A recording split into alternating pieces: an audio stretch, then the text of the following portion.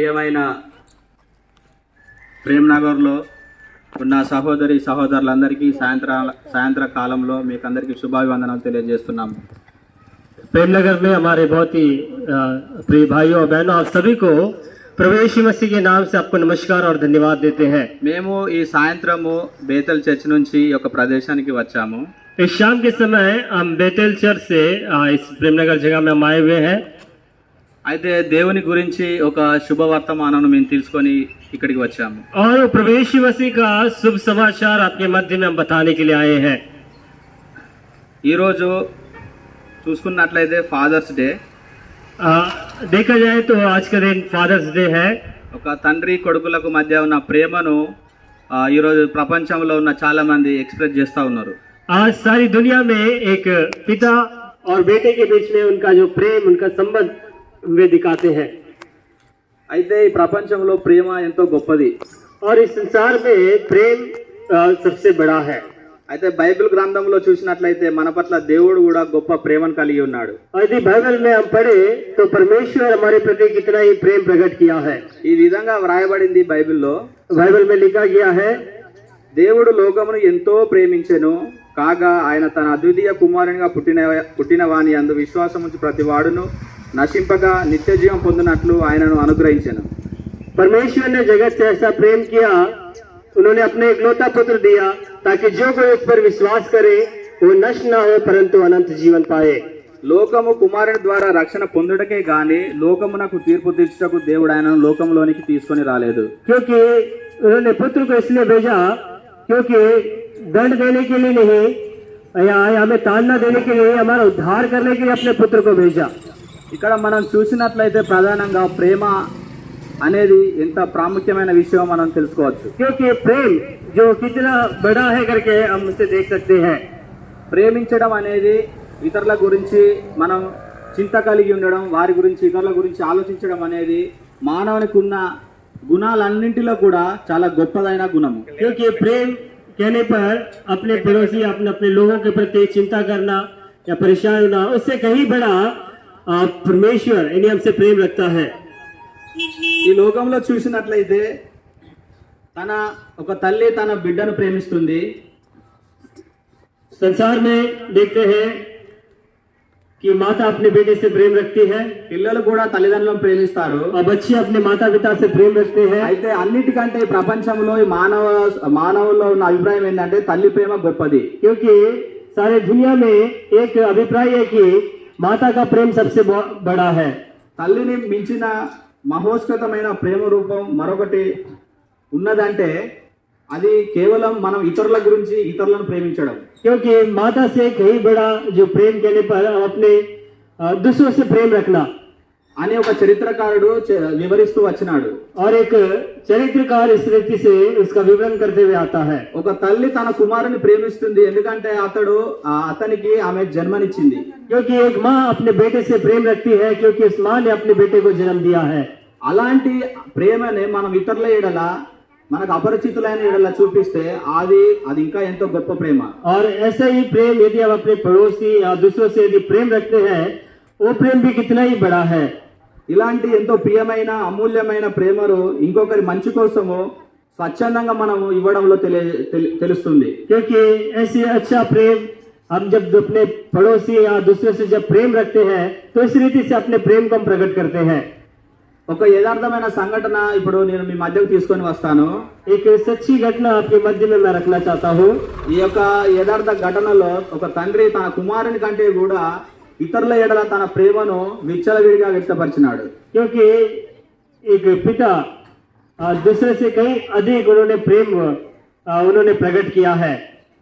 ఒక రోజు ఒక సమయంలో ఒక నది మీద ఒక గుండ్రని వంతెన ఉంటుంది।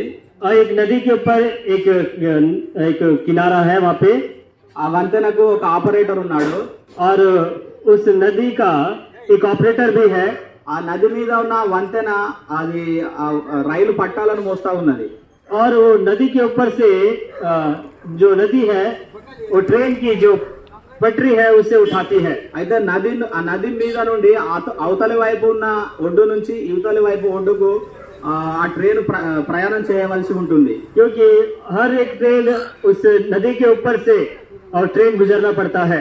అయితే ట్రైన్ రాని సమయంలో ఈ నది గుండా పెద్ద పెద్ద ఓడలు ప్రయాణం చేస్తూ వస్తున్నాయి. क्योंकि जब ट्रेन वहां से नहीं गुजरता ऐसे समय में वहां से नाव या जहाज वहां से गुजरते हैं। ఈ ఓడలు నది గుండా ప్రయాణం చేసినప్పుడు ఆ రైలు పట్టాలు ఒక గుండ్రంగా తిరిగే విధంగా ఈ పైకి లేచిపోయేటట్టు ఆ యొక్క ఇంజనీర్స్ దాన్ని రూపొందిస్తూ వచ్చినారు. क्योंकि उस रेल की जो पटरी है इस रीति से इंजीनियर्स ने उसे बनवाया कि जब वहां से नाव या से जहाज गुजरते हैं तो वो पटरी ऊपर की तरफ उठाया जाता है। ఆ విధంగా పట్టాలు పైకి లేచినప్పుడు ఈ యొక్క ఓడలు ఆ నది గుండా వెళ్తాయి. और वो नदी से जब वो पटरी ऊपर उठाई जाती है तो ये जहाज उस नदी के द्वारा वहां से गुजरती है।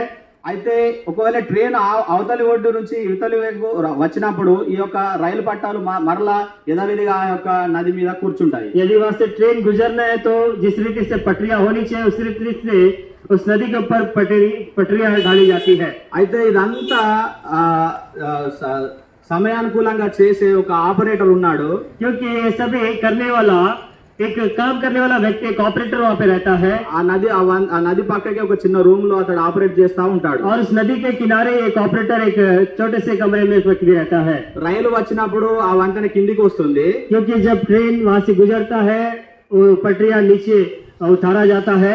ఓడలు వచ్చినప్పుడు ఆ యొక్క వంతెన పైకి తిరుగుతా ఉంటూ పైకి లేస్తా ఉంది. और जब वहाँ से जहाज जाता है तो वो पटरी वहाँ से ऊपर की तरफ उठाया जाता है। అయితే ఆ ఆపరేటర్ కు ఒక కుమారుడు ఉన్నాడు.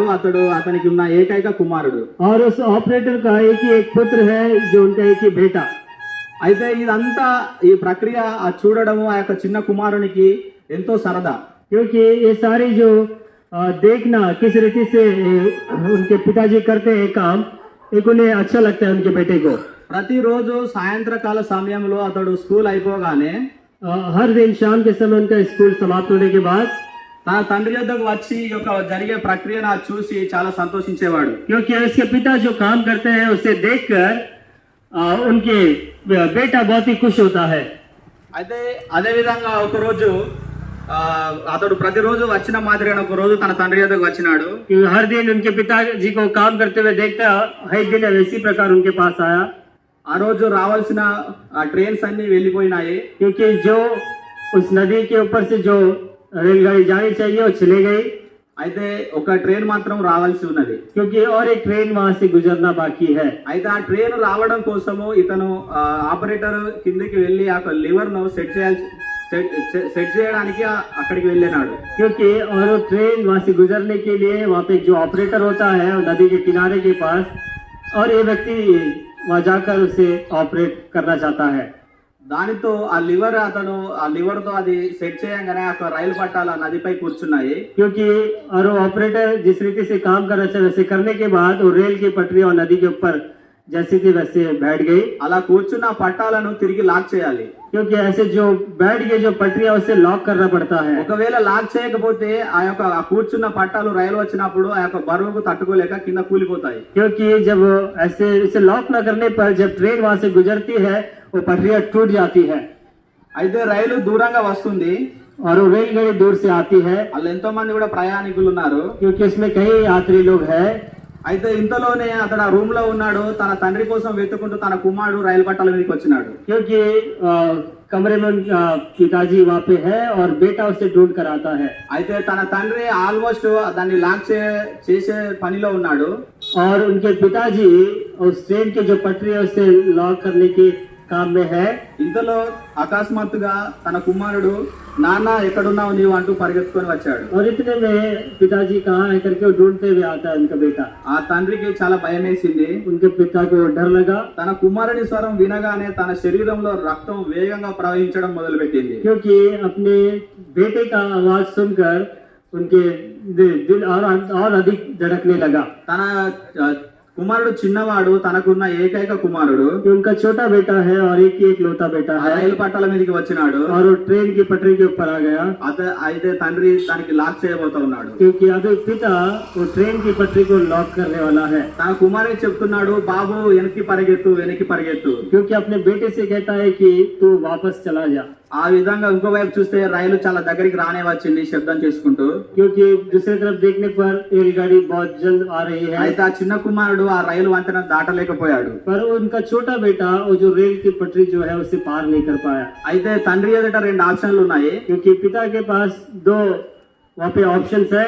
ఒకవేళ రైలు పట్టాలు లాక్ చేయకపోతే यदि रेल की पटरियों को लॉक यदि ना करे नदी के ऊपर, తన కుమారుని కాపాడుకోవచ్చు. तो अपने बेटे को बचा सकता है. కానీ ఎంతో మంది కొన్ని వందల మంది ప్రయాణికులు ఆ రైల్లో ఆ నదిలో కూలి చనిపోయే ప్రమాదం ఉంది. और कितने यात्री जो उस रेलगाड़ी में वे सभी वहाँ पे दुर्घटना हो सकती है. ఒకవేళ ఆ యొక్క పట్టాలకు లాక్ వేస్తే यदि उस पटरियों के ऊपर उसे लॉक डाले, ఆ యొక్క ట్రైన్ అక్కడ ప్రయాణికులు సురక్షితంగా ఇవతలి వైపు వస్తారు. और वो जो यात्री रेलगाड़ी के द्वारा वो पटरी को पार करके इस तरफ आ सकते हैं, కానీ తన కుమారుడిని మాత్రం కోల్పోతాడు.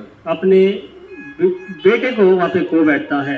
అయితే ఆ యొక్క అల్ప సమయంలో తన ఒక నిర్ణయం తీసుకున్నాడు. और थोड़े समय में उन्होंने एक निश्चय किया, వెంటనే రైలు పట్టం లివర్ సాయంతో దానికి తాళం వేసి और लीवर की सहायता से वो रेल पटरियों को लॉक करके అతడు సురక్షితంగా ప్రయాణికులను దాటించినాడు. और सुरक्षित के साथ वो यात्री को वहाँ से पार కానీ करवाया. వేగంగా పరిగెత్తుకుంటూ వచ్చిన ఆ యొక్క రైలు ఆ చిన్నారి అబ్బాయిని ఢీకొని అతని శరీరాన్ని మొత్తం ఛిద్రం చేసేసింది. पर वो रेलगाड़ी आकर उसके बेटे को पूरी तरह से उन्हें वहाँ पे पूरी तरह से उन्हें मार दिया. ఆ విధంగా తన కుమారుని శరీరం ముక్కలు ముక్కలుగా నదిలో పడిపోతూ వచ్చింది. और उनका बेटे का जो शरीर टुकड़े टुकड़े उस नदी के ऊपर गिर गया.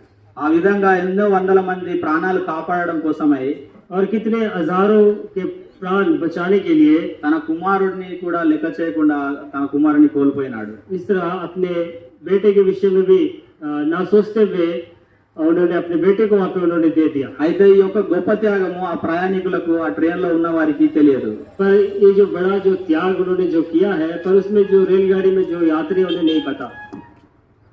అయితే ఆ రోజు ఇంటికి వచ్చిన తన ఆ తండ్రి తన భార్యతో చెప్తున్నాడు, ఈ రోజు కొన్ని వందల మంది ప్రయాణికుల ప్రాణాలు కాపాడడానికై నేను ఈ రోజు మన కుమారుని పోగొట్టుకున్నాను అని చెప్తూ వచ్చినాడు. ऐसे घर वापस आने के बाद अपने पत्नी से कहता है, कई हजारों लोगों के प्राण बचाने के लिए अपने बेटे का प्राण मैंने दे दिया है. ఈ యొక్క సన్నివేశంలో ఆ యొక్క తండ్రి యొక్క బాధను, తండ్రి యొక్క చింతన, తన కుమారుని ఎడల కలిగి ఉన్న చింత మనం అర్థం చేసుకున్నట్లయితే ఈ రోజు దేవుడు కూడా ఈ యొక్క సర్వలోకంలో ఈ లోకంలో ఉన్న సర్వ మానవాళి కొరకై ఆ విధంగా ప్రేమను కలిగి ఉన్నాడని మనం అర్థం చేసుకోవచ్చు. क्योंकि जिस रीति से उनका बेटे के विषय में जो प्रेम उन्होंने दिखाया है, जो प्रेम रखा है, उस प्रकार सारी सृष्टि के प्रति परमेश्वर ने हमारे प्रति जो प्रेम रखा है उसे हम पहचान सकते हैं.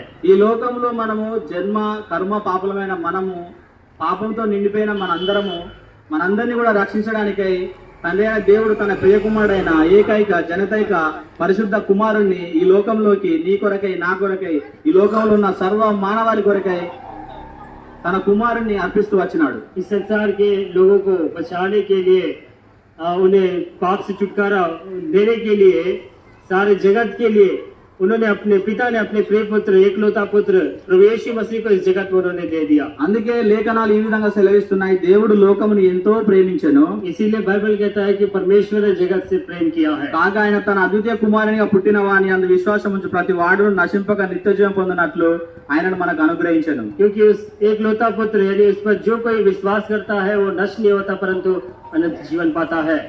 కాబట్టి ఈ విధంగా తండ్రి యొక్క ఆజ్ఞను కూడా తన కుమారుడు ఈ లోకంలో ఉన్నప్పుడు దాదాపు 2020 సంవత్సరాల క్రితము ఈ లోకంలో ఉన్నప్పుడు తన తండ్రి కోసము తండ్రి మన ఎడల కలిగిన ప్రేమ కోసం యేసుక్రీస్తు తను తాను కల్వరి శిలువలో మనందరి కొరకై ప్రాణం అర్పించి బలి అర్పిస్తూ వచ్చినాడు. और इस जगत में प्रभु यीशु मसीह अपने पिता की आज्ञा मानते हुए सारे जगत के लोगों के पापों के बदले उन्होंने इस जगत में अपना प्राण उन्होंने दिया है. అందుకే యేసుక్రీస్తు పరిశుద్ధ బైబిల్ గ్రంథంలో ఈ విధంగా సెలవిస్తూ వచ్చినాడు, గొర్రెలకు జీవం కలుగుటకును అది సమృద్ధిగా కలుగుటకు నేను వచ్చేదని, నేను గొర్రెలకు మంచి కాపరి గొర్రెల కొరకు తన ప్రాణం పెట్టును. क्योंकि वो भेड़ों के लिए, उन्हें बचाने के लिए, उन्हें छुड़ाने के लिए और मैं उनके लिए प्राण देने के लिए मैं इस जगत में आया हूँ करके कहता है. ఏ విధంగానైతే ఒక పశువుల కాపరి తన గొర్రెలను తన పశువులను కాపాడుకోవడానికి ప్రాణాలు కూడా తెగిస్తాడో అదే విధంగా యేసుక్రీస్తు ఈ లోకానికి వచ్చి మన కొరకై ఈ మానవులందరి కొరకై తన ప్రాణాలు అర్పిస్తూ వచ్చినాడు. क्योंकि जिस रीति से एक चरवाहा अपने भेड़ों को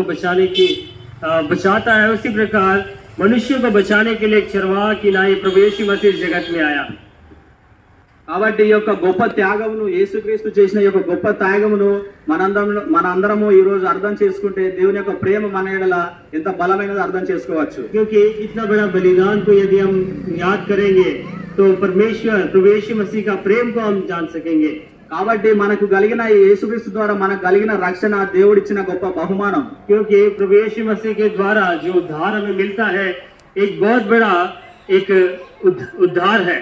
కాబట్టి యేసుక్రీస్తునందు మనం కూడా విశ్వాసం ఉంచినట్లయితే మనము నశించి నరకానికి పోకుండా ఆ యొక్క ప్రేమ ద్వారా మనము చనిపోయినాక తిరిగి దేవుని యొద్దకు చేరుతాము. क्योंकि प्रभु यीशु मसीह पर विश्वास करने के द्वारा यदि हम इस जगत को छोड़ देने पर भी हम परमेश्वर के पास समझाएंगे। కాబట్టి మన పరలోక తండ్రిని మనము ఎరగకుండా ఈ లోకంలో మనం చనిపోయినట్లయితే మనం నిత్య నాశనానికి నిత్య నరకానికి పాత్రలం అవుతాం. यदि हम जगत में रहते हुए यदि आप प्राण छोड़ दें, यदि परमेश्वर को ना जानते हुए तो हम उस अनंत उस नरक में हम जाएंगे। ఇక్కడికి వచ్చిన సహోదరి సహోదరులందరూ మా జీవితాల్లో యేసుక్రీస్తుని అంగీకరించి శాంతి సమాధానం మేము పొందినాం కాబట్టి ఆ యొక్క అనుభవాన్ని మీకు ఈ రోజు ప్రకటించడానికి ఈ యొక్క ప్రదేశానికి ప్రేమ వరకు మేము చేరుకొని వచ్చాము. क्योंकि आपके मध्य में जो हम आए हुए हैं, जो प्रभु यीशु मसीह के द्वारा जो उद्धार, जो खुशी, जो आनंद हमने पाया है, इसी को प्रकट करने के लिए आज हम आपके मध्य में आए हुए हैं। ఈ ప్రపంచంలో ఉన్న మనుషులందరికీ వాళ్ళు పుట్టుతూనే తెలిసింది ఇక్కడ భూమి, ఇక్కడ ప్రపంచం ఇదంతా ఉందని. क्योंकि एक मनुष्य जन्म लेने के बाद इस पृथ्वी के ऊपर एक भूमि, एक संसार है करके, అయితే మనం చనిపోయిన దినమున ఖచ్చితంగా తెలుస్తుంది నరకము పరలోకం అంటే ఏందని. क्योंकि हम इस जगत को छोड़ देने के बाद उसके बाद एक नरक है करके हमें पता चलेगा। మనం ఒక మనిషి చనిపోయినప్పుడు చనిపోయాడు అని చెప్తాం. क्योंकि एक मनुष्य अपना प्राण छोड़ देने के बाद वो मनुष्य मर गया करके कहते हैं। పోయాడు అని చెప్తాం కానీ ఎక్కడికి వెళ్ళాడు అంటే చాలా మంది దగ్గర సమాధానం ఉండదు. क्योंकि अपना प्राण उन्होंने छोड़ दिया है करके कहते हैं, पर कहाँ गया है करके हम कभी नहीं बताते हैं। కాబట్టి దేవుడు మన శరీరంలో మానవ శరీరంలో పెట్టిన ఆత్మ దేవుని దగ్గరికి తిరిగి చేరుకుంటుంది. क्योंकि जो हमारे शरीर में जो आत्मा रखा गया है वो फिर दोबारा परमेश्वर के पास लौटता है। కాబట్టి మన శరీరం ద్వారా చేసిన ఈ పాపాలన్నిటిని బట్టి ఆత్మకు మాత్రం ఖచ్చితంగా తీర్పు రాబోతుంది. क्योंकि अपने शरीर के द्वारा जो पाप हम करते हैं उससे आत्मा को दंड मिलता है। మనము ప్రాణంతో ఉన్నప్పుడు మాత్రమే మన యొక్క పాపాలన్నిటిని యేసుక్రీస్తు రక్తం ద్వారా ఒప్పుకొని ఆయన నమ్మి ఆయన యందు విశ్వాసం ఉంచినట్లయితే మనకు ఒక రోజు పరలోకం లభించబోతుంది. हम जीवित रहते हुए हम प्रभु यीशु मसीह के ऊपर विश्वास करने पर हमारे पापों से शुद्ध करता है, और यदि हम इस जगत को छोड़ देने के बाद भी उस स्वर्गलोक में हम रहेंगे। పరిశుద్ధమైన బైబిల్ గ్రంథంలో ఈ విధంగా సెలవిస్తూ యేసుక్రీస్తు చెప్తూ వచ్చినాడు. क्योंकि पवित्र बाइबल में एक वचन इस रीति से कहा गया है, నేనే మార్గమును సత్యమును జీవమును. क्योंकि प्रभु यीशु मसीह कहता है मैं मार्ग, सत्य और जीवन हूँ। నా ద్వారా తప్ప తండ్రి యొద్దకు ఎవడును రాడు. तो मेरे द्वारा छोड़कर कोई भी परमेश्वर के राज्य में नहीं आ सकता है। కాబట్టి ఆ యొక్క నిత్య జీవానికి ఏకైక మార్గము యేసుక్రీస్తు. इसीलिए वो अनंत जीवन का मार्ग सिर्फ प्रभु यीशु मसीह है। ఈ రోజు మీరు ఈ మాటలు వినొచ్చు. क्योंकि आज आप इन बातों को सुनते हैं, కాబట్టి మీరు అన్ని మార్గాలను విచారించి చూడండి, అయితే నిజమైన మార్గం కనుగొనండి అని సెలవిస్తూ వచ్చినారు. क्योंकि सारे मार्गों को आप ढूंढ कर देखिए, पर सच्चे मार्ग आपको आप ढूंढिएगा। యేసుక్రీస్తునందు విశ్వాసం ఉంచుము, నీవును నీ ఇంటి వారు రక్షింపబడదురు. प्रभु यीशु मसीह पर विश्वास कीजिए, उसके द्वारा आप, आपका पूरा परिवार। మీ కొరకు మేము ప్రార్థన చేస్తాము. आपके लिए हम प्रार्थना